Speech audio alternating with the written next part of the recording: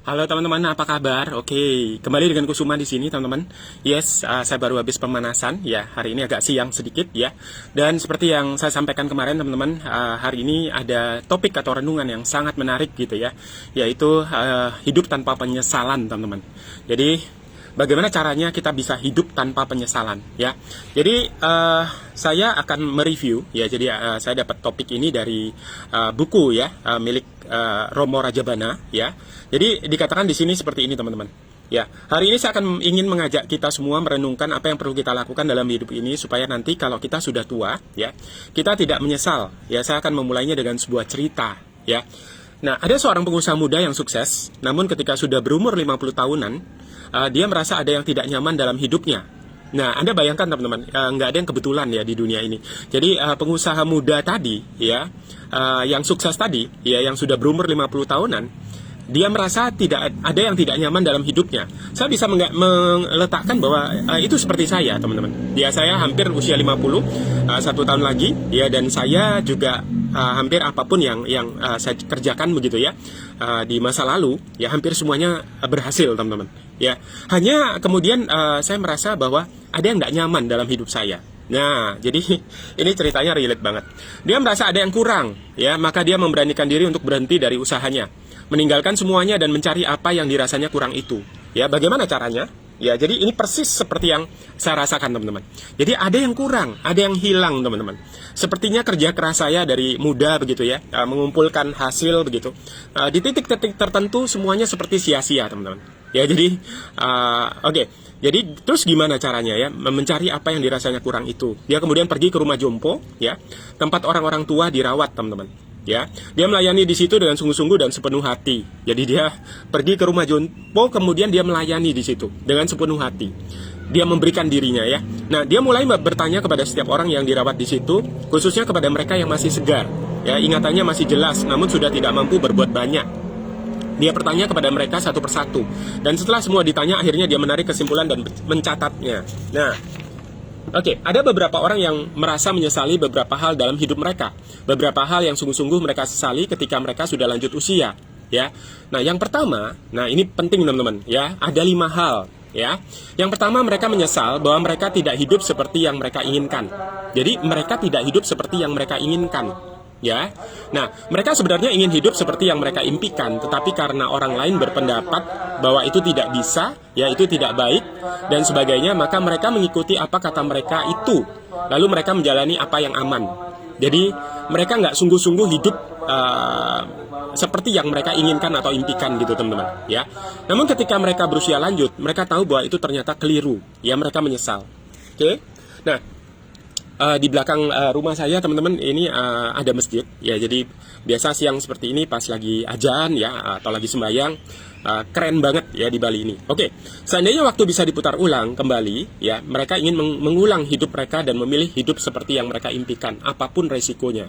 Jadi teman-teman pelajarannya di sini yang pertama ya, jadi jangan sampai kita menyesal gitu ya nanti pada saat kita sudah tua ya. Kalau Anda baru berusia 50 tahun seperti saya atau kurang, bersyukurlah teman-teman ya, karena Anda masih bisa merubah ya, Anda masih bisa belajar dari renungan ini ya mengenai 5 hal ini dan Anda rubah ya supaya Anda nggak menyesal nantinya ya. Nah, penyesalan seperti itu dia dengar hampir dari semua penghuni panti jompo itu teman-teman. Jadi ini kisah nyata teman-teman. Jadi hampir semuanya itu menyesali bahwa mereka tidak hidup seperti yang mereka inginkan ya. Nah, yang kedua teman-teman yang mereka sesali adalah mereka tidak menghabiskan waktu cukup bersama dengan orang-orang yang mereka cintai. Ya, jadi mereka tidak meluangkan waktu mereka masih mampu, masih muda, masih punya tenaga banyak ya. Mereka tidak menghabiskan cukup waktu bersama orang-orang yang mereka cintai. Ini penyesalan yang kedua, ya. Asalnya karena mereka terlalu keras bekerja, ya, bekerja, ya. Kita tidak bermaksud mengkritik gaya hidup siapapun, teman-teman ya. Kita belajar dari orang-orang tua di panti jompo ini, ya, dan terus bekerja sehingga tidak memiliki waktu cukup untuk bersama-sama menikmati kebersamaan dengan orang-orang yang membuat dia bahagia seperti apa adanya. Dia menyesal karena tidak memberi perhatian cukup kepada orang-orang yang menganggapnya penting, ya, dan membuat dia juga penting dirasakan oleh mereka. Dua hal itu dirasakan oleh hampir semua orang tua yang ada di situ. Bayangkan teman-teman. Jadi yang pertama tadi, tidak hidup seperti yang mereka inginkan. Yang kedua, ya mereka menyesal bahwa mereka tidak menghabiskan waktu cukup bersama dengan orang-orang yang mereka cintai. Ya. Nah, oke. Yang ketiga, ya, mereka sesali adalah selama hidup mereka tidak memperhatikan dan mengusahakan kesehatan mereka dengan sungguh-sungguh. Ya, jadi kalau yang pertama tidak hidup sesuai yang mereka impikan, ya, jadi mereka tidak menghidupi impiannya. Yang kedua, mereka masalah waktu, ya, mereka masalah relasi, ya, tidak menghabiskan waktu cukup dengan orang-orang yang mereka cintai. Yang ketiga adalah masalah kesehatan. Ya, jadi mereka tidak memperhatikan dan mengusahakan kesehatan mereka dengan sungguh-sungguh. Nah, ini salah satu alasan kenapa saya lihat teman-teman, orang-orang yang paling bijak, ya, mereka rata-rata yaitu memperhatikan kesehatan mereka. Saya ingat ya, Insinyur Ciputra gitu ya, raja properti di Indonesia, itu meninggal di usia kurang lebih 96 ya kalau nggak salah. Kemudian istrinya baru meninggal teman-teman ya. Dan sudah jelas ya, mereka mempertahankan berat badan ya, karena Pak Ciputra itu nggak gemuk begitu ya, artinya ramping sekali. Dan saya tahu sangat-sangat suka olahraga begitu. Kemudian ada Zig Ziglar juga ya, ahli pemasaran ya, yang menulis banyak buku-buku tentang penjualan. Itu ketika dia berbicara di negara lain ya, dikatakan oleh salah satu temannya, teman pembicaranya, mereka dapat kamar begitu ya, yang bersebelahan. Lalu ketika temannya ini bangun pagi, begitu dia buka jendela, dilihatnya Zig Ziglar di saat sedang hujan salju teman-teman, itu dengan memakai jaketnya, itu sedang lari pagi mengelilingi penginapan itu. Ya, dari situ kita bisa lihat komitmen dari orang-orang ini untuk menjaga kesehatan mereka ya, karena kesehatan ini aset yang sangat berharga ya. Pada saat pandemi seperti ini kita bisa merasakan itu ya. Nah, kesehatan begitu penting ya, tetapi mereka mengabaikannya. Mereka tidak sungguh-sungguh berolahraga ya, juga nggak makan cukup gitu ya, artinya mungkin makan kebanyakan malahan, maupun istirahat cukup ya. Itu penyesalan mereka yang ketiga. Dan ketiga hal itu dirasakan oleh hampir semua orang tua yang ada di panti itu. Artinya penyesalan ini menimpa hampir semua orang teman-teman ya. Jadi dari sini kita bisa belajar teman-teman ya. Oke, dari percakapan-percakapan itu mantan pengusaha muda ini belajar, rupanya itu juga yang dia rasakan. Jadi saya sangat setuju dengan tiga hal ini teman-teman ya, sangat setuju. Oleh karena itu that's why kenapa belakangan ini saya lebih mencari makna dalam hidup ini teman-teman ya. Mencari makna hidup ini, bagaimana saya bisa menghidupi tujuan dan makna saya, melakukan apa yang saya impikan begitu ya. Lalu tidak terlalu sibuk begitu ya, tidak menghabiskan waktu saya hanya untuk bekerja atau berbisnis begitu, tetapi juga punya waktu untuk orang-orang yang saya cintai. Dan setiap hari saya jalan di Renon teman-teman ya, karena tiga hal ini. Jadi saya setuju sekali ya. Kemudian dia membangun niat untuk memulai kehidupan yang baru, tetapi dengan memperhitungkan hal-hal yang tidak akan dia sesali di masa tua nanti. Jadi kalau Anda baru usia 50 tahun teman-teman ya, Anda masih bisa merancang hidup Anda ya. Lalu yang keempat apa? Ya, yang keempat yang dirasakan kebanyakan orang tua yang ada di panti itu adalah mereka tidak memberikan apa yang terbaik dari dirinya, teman-teman. Ya, halo Mekwang Lim, apa kabar? Ya, ada yang kasih like, teman-teman. Oke, jadi mereka tidak memberikan apa yang terbaik. Ini yang keempat, teman-teman. Jadi artinya mereka tidak mengejar impian, ya, itu hal yang lain. Tetapi mereka juga tidak sungguh-sungguh memberikan yang terbaik apapun yang mereka kerjakan. Ya, jadi artinya mereka mungkin tidak berani ambil risiko gitu ya. Mereka tidak fokus, bahkan kadang-kadang hanya setengah-setengah mengerjakannya. Oke, halo Pak Arif Imam Setiawan, bye-bye gitu ya. Kasih like juga. Oke. Jadi mereka setengah-setengah mengerjakannya. Mengingat hal itu, mereka menyesal setengah mati, teman-teman. Ya. Jadi banyak yang mengatakan sebetulnya waktu itu saya bisa lebih baik ya ketika bertemu dengan dia. Sebetulnya saya bisa lebih baik ketika mengungkapkan perasaan saya kepada orang yang saya kasihi. Ya, jadi artinya mereka tidak sungguh-sungguh melakukan yang terbaik. Ya, dan itu mereka sesali. Ya, karena hidup seringkali tidak memberikan kesempatan kedua kali gitu ya. Oleh karena itu, keempat hal tersebut kembali menjadi catatan bagi mantan pengusaha itu. Dia mempersungguh niatnya untuk memulai kehidupan yang baru, mumpung belum terlambat. Dia tidak ingin menyesali hidup seperti para orang tua di panti itu. Jadi kalau teman-teman Anda mendengar cerita ini, ya ada 4 hal yang sudah ya yang hampir dirasakan semua orang yang ada di panti itu, teman-teman. Ya. Yang kelima yang disesali oleh para orang tua di panti itu adalah mereka tidak sungguh-sungguh memberi waktu untuk diri mereka sendiri. Nah, ini menarik sekali. Ya, mereka merasa tidak enak dengan orang lain. Ya, mereka merasa harus memberikan diri sepenuhnya kepada orang di sekitarnya. Jadi mereka hidup untuk orang lain, memberikan waktu untuk orang lain, tidak pernah secara sungguh-sungguh memberikan waktu untuk dirinya sendiri, teman-teman. Ya, padahal itu tidak berarti bahwa mereka tidak boleh memberi waktu sepenuhnya kepada diri mereka sendiri. Akibatnya mereka tidak mampu menjadi diri mereka sendiri.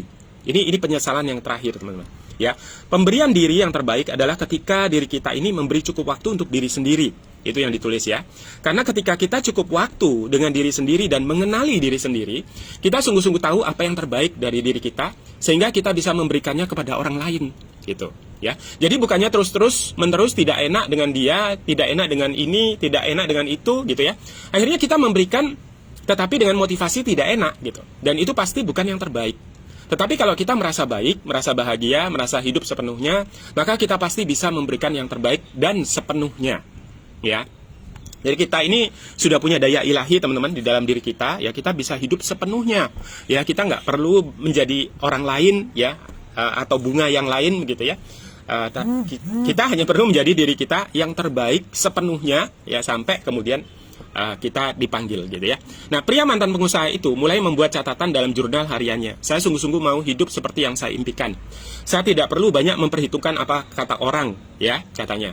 Justru Tuhan menciptakan kita begitu berbeda dan unik, supaya kita masing-masing bisa menyumbangkan apa yang tidak bisa disumbangkan oleh orang lain.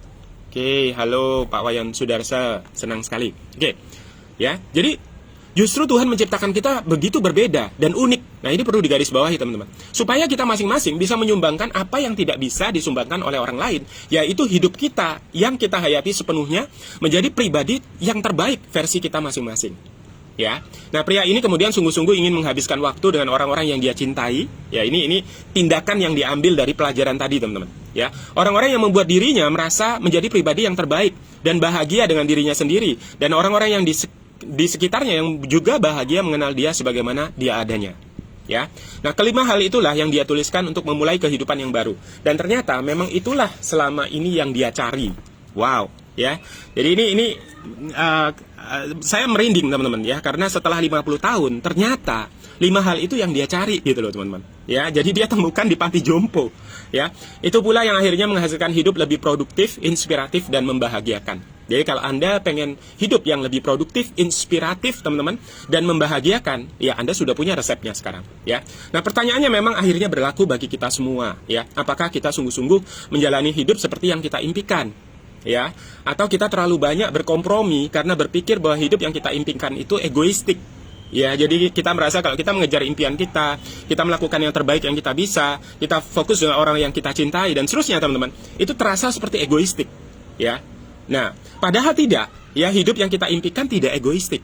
Ya, kalau kita bisa hidup seperti yang kita impikan dan kemudian kita bahagia, menjadi diri kita versi terbaik, itulah sumbangan yang terbaik bagi dunia. Ya, saya pernah dengar Bill Gates, ya, pernah mengatakan kalau kita dilahirkan miskin, ya, maka kalau kita kita dilahirkan di mana, ya, kita dilahirkan miskin, itu bukan salah kita. Ya, tapi kalau kita meninggal, ya, tapi tetap artinya miskin ini bukan miskin hanya uang, teman-teman, ya, tetapi miskin dalam hal sumbangan, ya, nilai tambah, kebaikan yang kita bisa berikan kepada dunia, ya, maka yang salah kita, teman-teman. Ya, itu kata Bill Gates, ya. Oke. Jadi kita bisa membawa kebaikan kalau kita sungguh-sungguh baik dari dalam dan berkembang sepenuhnya. Nah, ini penting, teman-teman. Ya, jadi saya sering sekali membaca, ya, bahwa Romo menyampaikan bahwa kebahagiaan itu dari dalam, ya. Kebahagiaan itu ada di dalam diri kita, ya, berupa rasa bahagia, rasa bersyukur, sukacita, damai sejahtera, dan seterusnya, ya. Oke, dan bisa berkembang sepenuhnya, gitu, menjadi versi kita yang terbaik, ya, kepenuhan tadi. Nah, karena itu saudara-saudara terkasih, kita perlu bertanya pada diri sendiri, apa yang sungguh-sungguh membuat kita bahagia dalam hidup ini, ya. Apakah kita sungguh-sungguh berusaha hidup bahagia, menerima diri apa adanya, dan mengembangkan diri sepenuhnya? Ya, jadi menerima diri, ada menerima diri di sini, teman-teman. Ya, apakah kita sungguh-sungguh berusaha hidup bahagia, ya, mengembangkan diri sepenuhnya? Jadi ini boleh ditanyakan, teman-teman. Apakah Anda menerima diri, ya, dengan kelebihan, kekurangan Anda, ya, kemudian mengembangkan diri, ya, melatih diri Anda, ya. Salah satu alasan kenapa saya bikin video setiap hari, teman-teman. Ya, padahal di awal-awal ada orang-orang yang memberi masukan begitu, ya, yang membuat saya sangat-sangat perhatian sampai saya berhenti waktu itu beberapa saat, ya. Tapi beruntunglah, ya, ada Romo yang kemudian pada saat temu muka Romo, saya kasih video saya yang mengulas tentang video-video Romo. Lalu entah bagaimana video itu di-share ke mana-mana ya, termasuk oleh timnya, sampai video itu dapat kunjungan banyak sekali teman-teman, banyak yang like, banyak yang subscribe. Akhirnya saya juga diberikan buku 4 ya. Jadi Romo bukan hanya berbicara, tetapi dia menghidupi ya, bahwa hidup ini penuh kasih dan seterusnya ya. Hidup bukan hanya mengumpulkan tapi juga memberi gitu ya. Jadi saya merasa sangat-sangat diberi dari Romo. Bukan hanya diberi buku begitu teman-teman, tapi juga diberi support gitu ya, di-share sama beliau, diposisikan supaya saya jalan lagi. Ya, akhirnya gara-gara itu saya kembali membuat renungan dan sekarang sudah setiap hari ya. Nah, jadi akhirnya saya bisa menerima, saya bisa percaya begitu ya, saya bisa mengerti diri saya. Ternyata renungan saya atau video saya ternyata dihargai, ternyata bagus juga ya gitu, sehingga banyak sekali yang kasih like dan seterusnya ya. Oke. Karena itu saudara-saudara terkasih, kita perlu bertanya, oke ya, tadi udah ya, apa yang sungguh-sungguh membuat kita bahagia dalam hidup ini? Apakah kita sungguh-sungguh berusaha ya, hidup bahagia, menerima diri apa adanya dan mengembangkan diri sepenuhnya? Apakah kemudian kita memberikan yang terbaik, tidak setengah-setengah, kepada orang-orang di sekitar kita, masyarakat, dunia, dan kepada Tuhan? Ya, jadi bayangkan ada banyak yang kita bisa berikan ya. Jadi kepada orang-orang di sekitar kita, masyarakat, dunia, dan kepada Tuhan. Nah, Tuhan menciptakan kita dengan potensi-potensi yang luar biasa. Tuhan ingin kita datang kepadanya, memberikan yang terbaik dari diri kita dengan segala potensinya. Ya, nah di sini dikatakan tentang talenta. Ya, jadi Oke, ya. Nah, Injil Matius 25:14-15 mengungkapkan perumpamaan yang disampaikan Tuhan Yesus ya. Sebab hal kerajaan surga sama seperti seorang yang mau bepergian ke luar negeri, yang memanggil hamba-hambanya dan mempercayakan hartanya kepada mereka. Yang seorang diberikannya 5 talenta, yang seorang lagi 2, dan yang seorang lagi 1. Masing-masing menurut kesanggupannya, lalu ia berangkat. Dan Tuhan senang dengan orang yang datang membawa talenta, serta dengan buah-buahnya yang berkelipatan ganda. Ya, maka saudara-saudari kekasih, mari kita merenungkan apakah kita sungguh-sungguh ingin hidup sepenuhnya, bahagia sampai tua dan tidak menyesal nantinya. Ya tentu jawabannya ingin ya. Oke. Nah, atau kita akan ikuti orang-orang tua di panti Werda itu, ya mereka akhirnya menyesali beberapa hal dalam hidup mereka yang sebetulnya bisa membuat mereka lebih hidup, inspiratif dan lebih bahagia.